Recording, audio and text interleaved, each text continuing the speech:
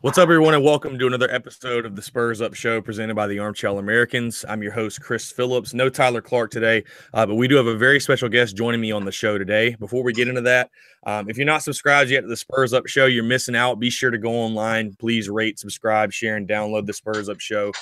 You can find us on iTunes, the Stitcher app, really wherever you consume your media, wherever you get your podcasts, you can find us there. Also, be sure to check us out on our social media handles, Twitter at ArmchairSCar. That's going to be at ArmchairSCAR. On Instagram at ArmchairSCarolina. And again, like I mentioned, go to armchairamericans.com for all your localized sports coverage there, all of our latest breaking Gamecock news, the coverage, the podcast, of course.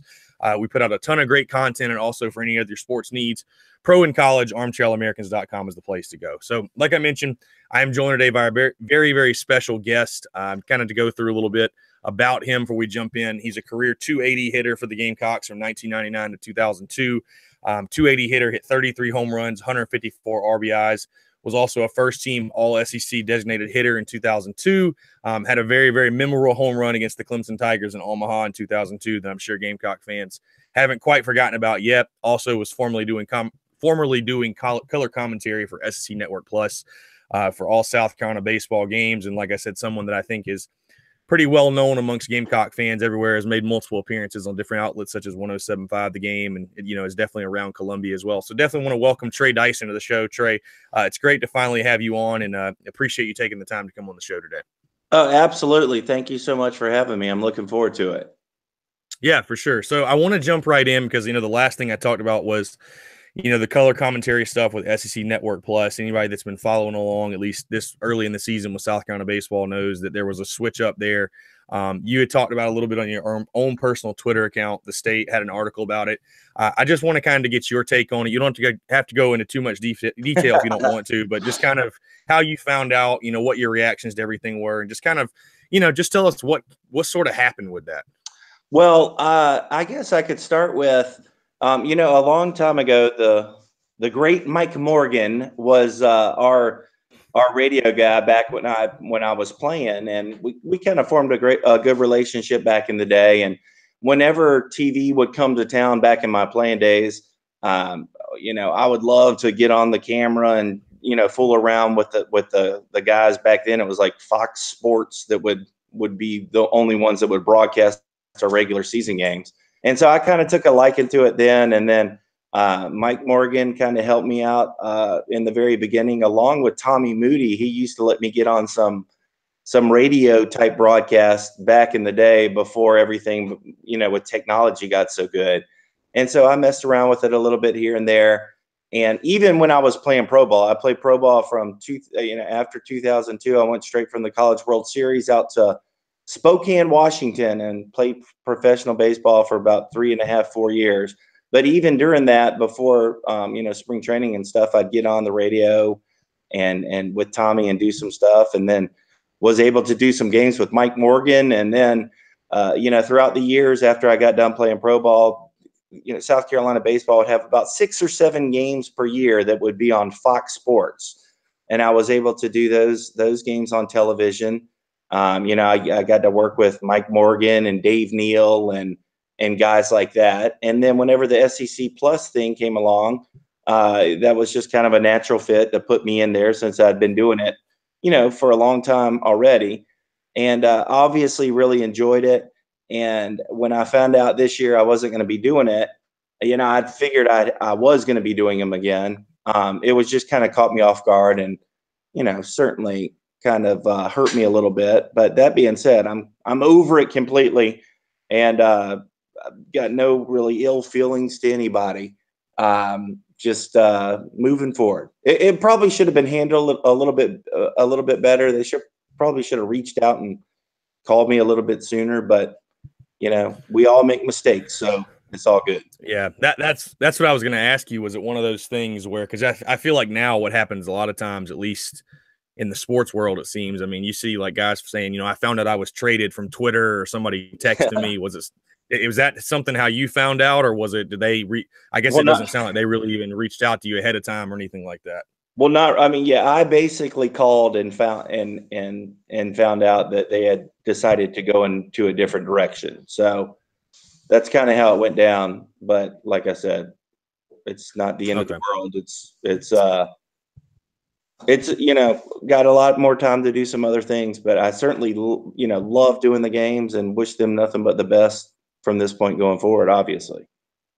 Absolutely. And we enjoy, Birch and Kip Balk night, but definitely miss having you on the telecast. I will say from a just a Gamecock point of view, watching the games, we definitely miss having you on the telecast. So, well, I appreciate that. Yeah. Yeah, Thank you. absolutely. Moving on, into kind of jumping backwards, if you will, to your playing career just for a little bit. Again, you played from 1999 to 2002, was on that 2002 team that went to Omaha, beat Clemson, similar to what happened in 2010. Just talk about kind of, because I feel like the teams you were on was sort of kind of the beginning of what has been South Carolina building a tradition of, the expectations that South Carolina has every year of, being winners. And, kind of, I think you guys really laid the foundation for the teams in 2010 and 2011 and then 12 as well, the national title teams. Talk about sort of what it was like, back then as far as playing under Coach Tanner, sort of being those first teams, I guess, to kind of, I think you're one of Coach Tanner's first teams at South Carolina, or at least one of the first couple. Just talk about what it was like kind of playing back then, sort of laying the foundation the way you guys have done. Right. Well, South Carolina obviously has a very storied tradition going back a long time ago with Bobby Richardson. And but there was kind of a little lull there for a while, I guess, from the end of the 80s until Coach Tanner came in. And Coach Tanner, Coach Toman, those guys, they Coach Myers, they got a great group of guys together. And we were just a very close-knit team that were mixed up a lot of hometown guys, but also a lot of what Coach Toman would refer to as JUCO bandits. Those guys that might that had some experience, really tough nosed guys, and we just love to win. And Drew Meyer was a huge piece of that. Obviously, being the player that he was, and what we did so good, in my opinion, was we really practiced incredibly hard and we were intense. Coach Tanner expected that, that when we step on that field, it's 100% effort all the time. When you step into the cage and you get ready to hit, you should already be warmed up. You shouldn't really be getting loose at that point. So everyone was going at 100% all the time. And we wanted to win more than anything else. And we loved it. We made fun of each other. We were just a close-knit group, and it was just a really awesome experience. Absolutely. Yeah, you mentioned Drew Meyer. I remember also Steve Bondurant was a huge part of those teams. Yep. Definitely some great players that played on those teams. You mentioned Coach Tanner. Talk about what Coach Tanner, meant to you as a player and then means to you now that you're kind of, not so much playing the game anymore. But what does he mean to you overall? Well, Coach Tanner is obviously a very good leader. He was someone that you certainly feared when you played for him in a good type of way. I mean, he just expected, there was expectations that were laid out, and you were either, if you wanted to be a part of the program, you followed them. And if you didn't want to be a part of the program, or if you made a mistake or did something that he told us not to do, then he wasn't going to put up with much of that. So you knew what the expectations were, and you certainly had a great level of respect for him every time you were, around him. But then afterwards, it was like he was a completely different guy. As far as like, it was amazing because I remember the first time really after I got done playing with him, I just seeing him for the first time and just the love that he shared. You could tell he so much appreciated you. And it was like you were officially part of the family, where he doesn't have to give off that sternness anymore. And it was just a great feeling of relief for myself. And, he's really like that with everybody. And it was, we still have a good relationship to this day. Absolutely. It's funny, we talked a little bit in pre-show, but we had Michael Roth on the show a couple weeks ago, and he sort of echoed the same thing you said about, how Coach Tanner could be, obviously fair, but really, really, really tough. And it was funny. He was saying that a lot of the older players would come up to them and just tell them, how I heard that they had it with Coach Tanner. Now, you think there's any truth to that? You think he softened up a little bit as the years went, or big time? I remember coming out there like a couple of See, I was kind of a free spirit out there trying to keep things loose for everybody. And I certainly did some things that, and Coach Tanner's, I guess, whenever he first got got into college baseball, some of the things that I would do would certainly not have flied with him. But, we did some stuff. He knew that having some fun was certainly part of our playing baseball. And we kind of pushed the limits a little bit. And, some might refer to it as like being bush league. We weren't really bush league. We were just having a great time. And he would never endorse a lot of the things that we did. But as long as we weren't being, intentionally disrespectful to the other team, then he let us kind of get fired up and have some fun. But a couple of years after I got out and I saw some of the things some of the guys were doing at practice, I was like, what happened to Coach Tanner? Like, none of this stuff would have flown. And anyways, they were having a great time out there. And obviously, when Michael Roth came, he was a great, guy to keep the team loose. And he got away with probably a lot more stuff than even I did. So he certainly loosened up. And, Coach Tanner's got a great heart. And he wants to win. He wants to do it the right way. And he wants to do it in a respectful manner. But you can certainly have some fun while doing that. Absolutely. So one thing, I want to ask you about that I actually talked to Roth about as well was, you guys are both sort of seen as, I guess, heroes in Omaha, obviously beating Clemson sort of the fashion you did. I guess I'll just simply ask, how much fun is it? Obviously being at the College World Series is something a very limited amount of people get to do, but how much fun is it to do what you did? Not only doing it in Omaha, but against your arch rival as well. Well, it's the greatest experience a college player can have, and there's really not really a monetary value you can place on that. A lot of these kids who, more and more kids are coming to college because they see the value of doing that as opposed to going straight to pro ball, which is, I think, is a great thing. And you really can't place put a value on the experience of going to Omaha. It's the greatest experience. It's awesome. So much fun. And, going out there and having that opportunity to do it and play against Clemson just makes it all the better. And, when we were playing out there in the early 2000s, it was against Jack Leggett's Clemson squads, who were obviously very tough, very businesslike. And a lot of people kind of criticized Clemson. They had a great team, but a lot of their fans and stuff got kind of criticized Clemson for being, a little too uptight when we were the complete opposite. And so, I don't think, Coach Monty Lee has got Clemson rolling in a great direction. So they're playing loose. They're having a great time. But certainly one of our advantages out there, I believe, was how we were just fully embracing the experience, playing loose, understanding we really have nothing to lose, and just playing like the JUCO bandits that a lot of them were. But absolutely. I was going to say, one of the things after the Saturday game in the Carolina Clemson series this weekend, I heard some comments from Coach Lee, and it was just a great message to his team about they were doing so good, and then they lost the game, but about how to bounce back and having joy coming to the ballpark every day and having fun while you're out there and playing loose.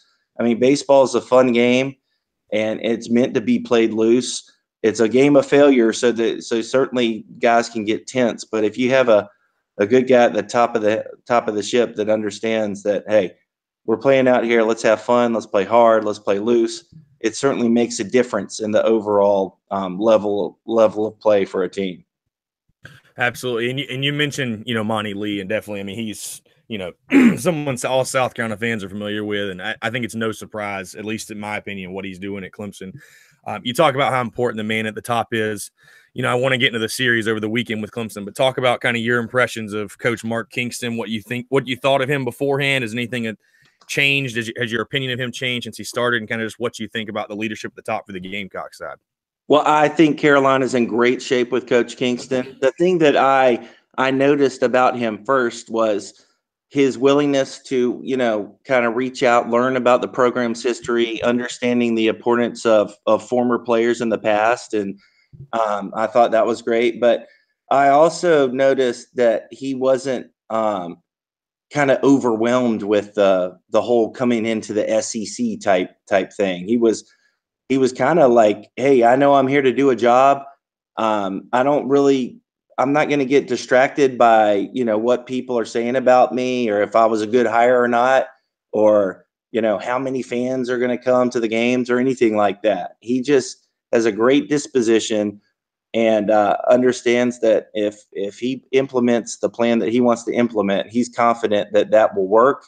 And he's not really worried about what other people might think about him. He's going for what he believes is best, and why Coach Tanner hired him in the first place. And, a lot of people, they can get to a bigger stage and kind of change who they are.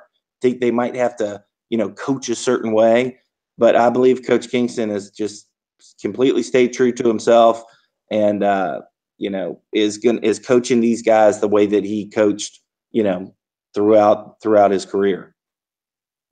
Yeah, I agree. And I think if you, obviously, as you have, if you listen to any of his comments in his post game, or just if you just listen to him talk about baseball, it's just, evident he's a baseball guy. So I've been thoroughly impressed as well, and think Carolina's headed in the right direction in his leadership. Want to talk about the series over the weekend, though, with Clemson. Obviously, Gamecocks dropped 2-3 after winning the Friday night game. Want to dive into a couple things, but talk about just your overall takeaways, from the series. Well, Clemson's a good team, and I guess I'm not surprised they won 2 out of 3. As a fan, obviously winning that first game, especially the way they did it, you want to try to get another one there to get the series, not only for yourselves, but as a player, kind of what's been going on with Clemson, kind of beating up on Carolina pretty much all over the place. You really want to take some pride there and do anything and everything possible to do something for the fans and for yourself. So that was certainly disappointing. But I think the South Carolina team is a better team than I thought they would be. They've struggled a little bit with the bats here over the past week or so, but we're certainly more talented pitching wise than I thought we would be, and the lineup has all the potential in the world to be a very good lineup during the SEC. So, disappointed we lost, but certainly think that we can have a successful year within the conference. Yeah, agreed. I was going to say, I was actually there on Saturday, watched all 3 games, obviously, and was there on Saturday. I wanted to get to a little bit of what happened Friday, but first I kind of wanted to ask you, because I came away from Saturday with this thought is, I would, and you can disagree with me if you want, but I almost felt like there was a little bit of a lack of sense of urgency on Saturday. I mean, I'm not sure if that's the right word. I mean, I don't think anybody expected Cody Morris to kind of have the outing he had, but it sort of felt like to me just a little bit of a lack of sense of urgency where, yesterday obviously Sunday, was a winner take all game. I really thought South Carolina should have played it a little bit more aggressively Saturday, just because the last thing you want to do is lose Saturday and have to go win at their place. Right. Well, go ahead.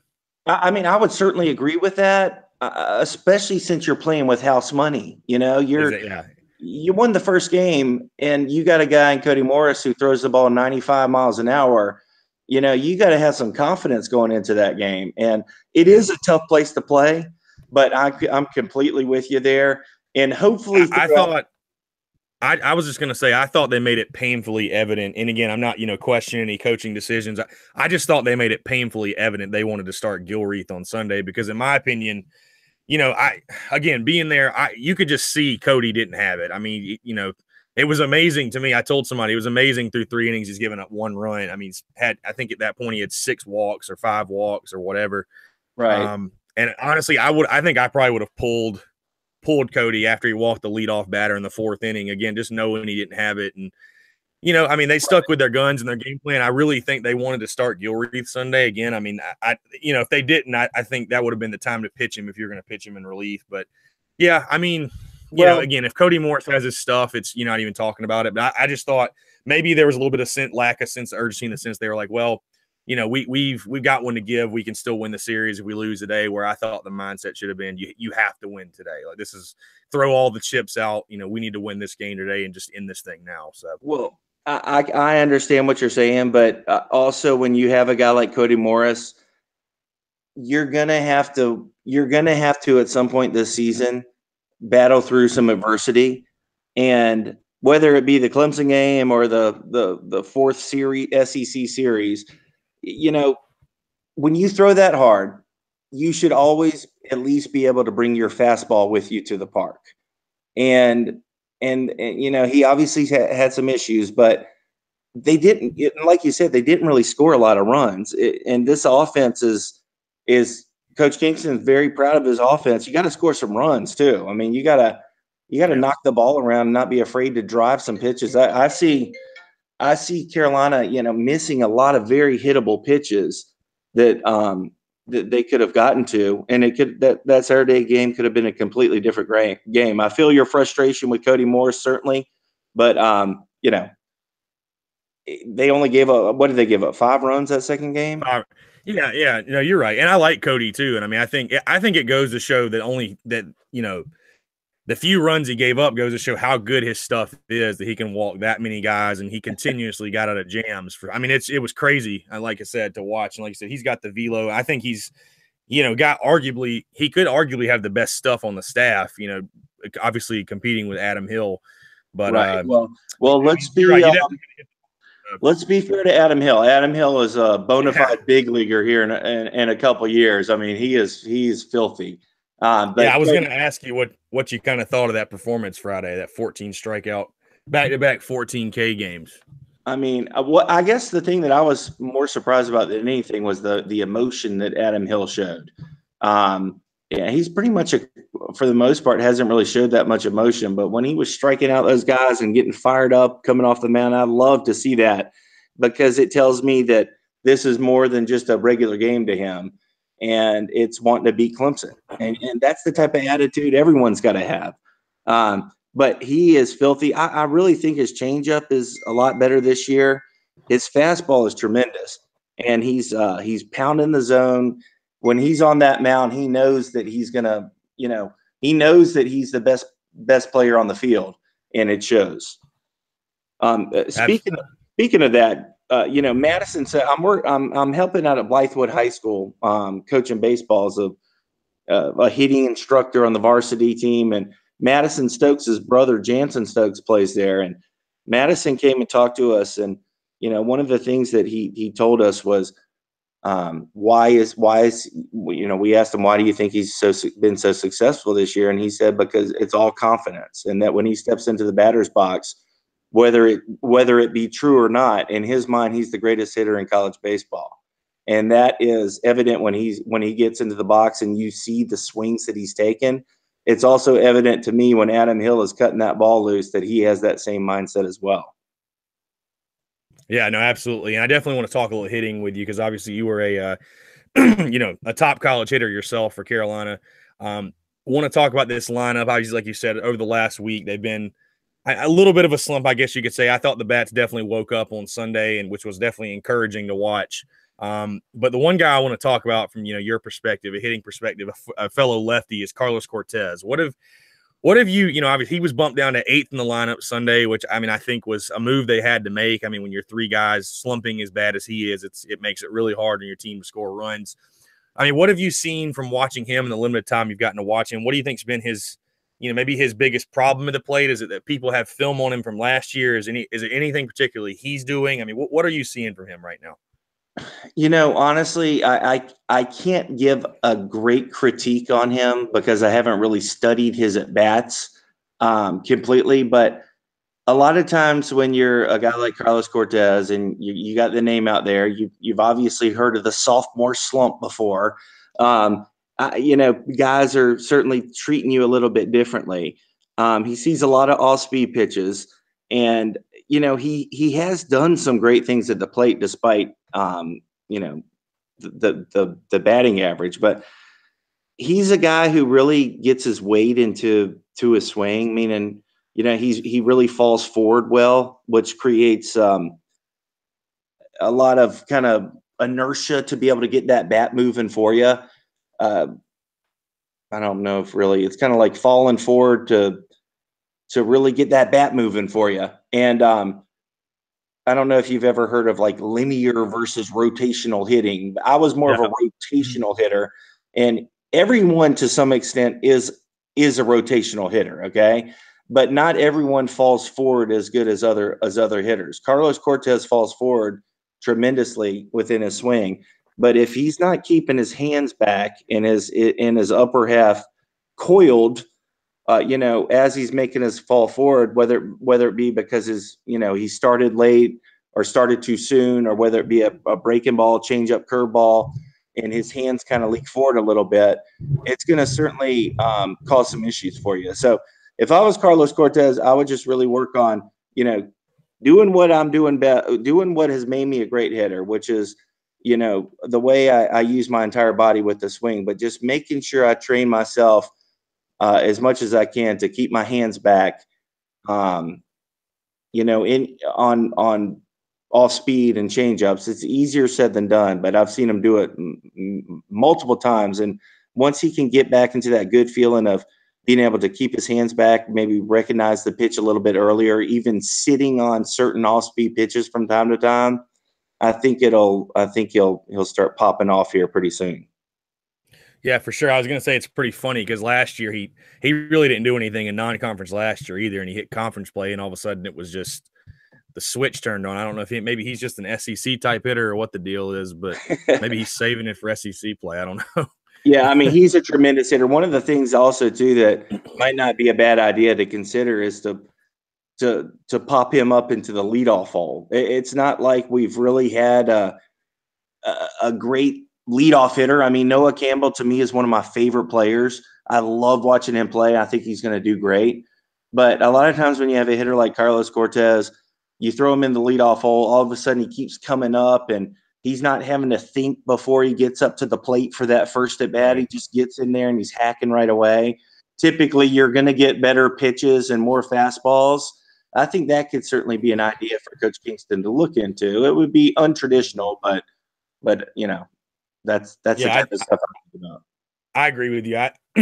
Excuse me. I think he's just the kind of guy that needs to, find a way to get a couple hits. And I think once he gets them, they're going to kind of fall, come in bunches, obviously. So just find a way to get him a couple knocks and, exactly. Let the rest just kind of happen. So last question, we'll get you out of here, Trey. Overall, obviously, this team starts conference play in a little bit over a week with the Florida Gators, who's the number 1 team in the country.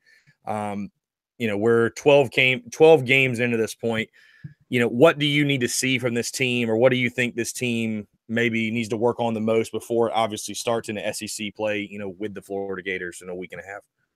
Well, I see them, like I said earlier, they're missing too many pitches that they should be driving right now. And I really think a lot of it has to do with, really trying to stay in the middle of the field with their approach, which is obviously a great approach. That's what you want to do. But you don't want to cut yourself off from being able to get to that middle end pitch. I see a lot of the right-handed batters kind of cutting themselves off with their lower half, where instead of driving that fastball middle or middle in, they're usually taking it because they feel like they can't get to it, or or they're either fouling it off. And when you're facing pitchers, especially the caliber of Florida, you might only get one hittable pitch per at bat. You better be ready to hit it.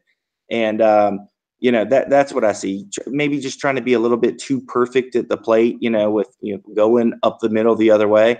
It's okay to take a gangster hack every now and then and open up your front, your lower half, as long as your upper half is back. Opening that lower half could be a pretty good idea to kind of cheat and help their hips get moving a little bit, so that they don't foul off or take that middle end pitch, but they drive it instead. Absolutely. And Chris, I'll go ahead. Chris, when you watch the games, watch how many times they take that middle end pitch, especially the right-handed batters, where they're either fouling it off or taking it. And to me, it's a simple thing. All you got to do is kind of look at their lower half and it kind of tells you what they're trying to do as far as driving the ball back up the middle. To me, they're doing that a little too much and not being able to hammer that ball.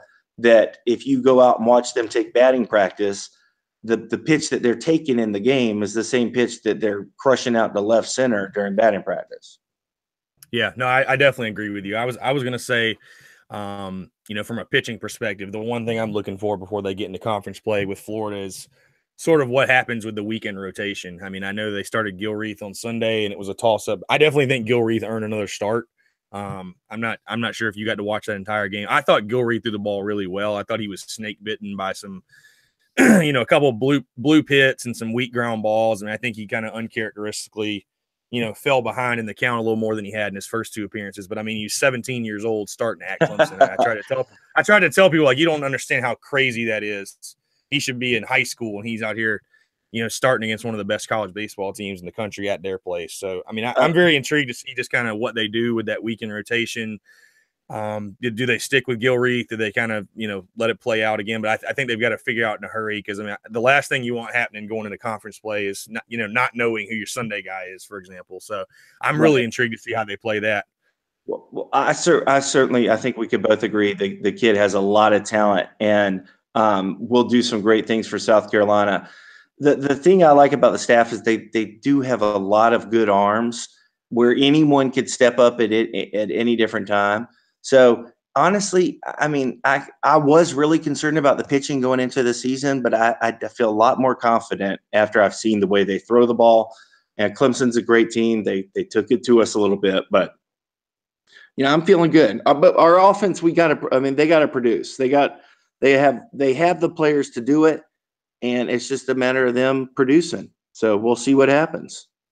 Yeah, I completely agree. I'm really hoping that Sunday is sort of a catapult into these next midweek games and then this weekend series. Because, like I said, from the fifth inning on, that looked like the team that we saw in the first, week and a half of the season or so, just driving baseballs to the gap, kind of staying within themselves. So I'm hoping that's going to translate over. But we'll have to definitely see. And obviously, when Florida comes to town, it's a huge series, so that'll be a ton of fun for sure.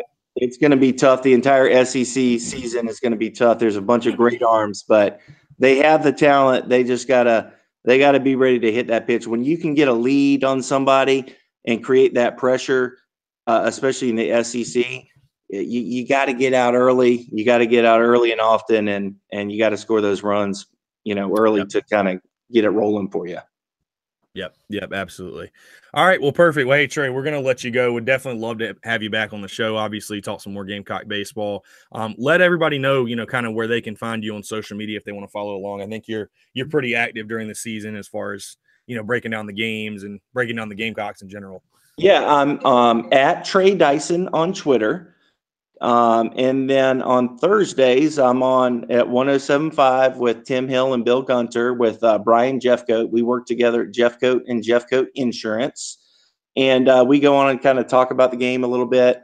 And that is from 7 o'clock to 8 o'clock on Thursdays. Okay. Other than that, I'm around town, having a good time with the local community, and I'm out at Blythewood High School, loving every minute of that whenever I get out there and just having a blast. Absolutely. Well, yeah, Trey, again, I mean, I would love to have you back on the show, whenever, maybe a couple weeks, just to, talk some baseball.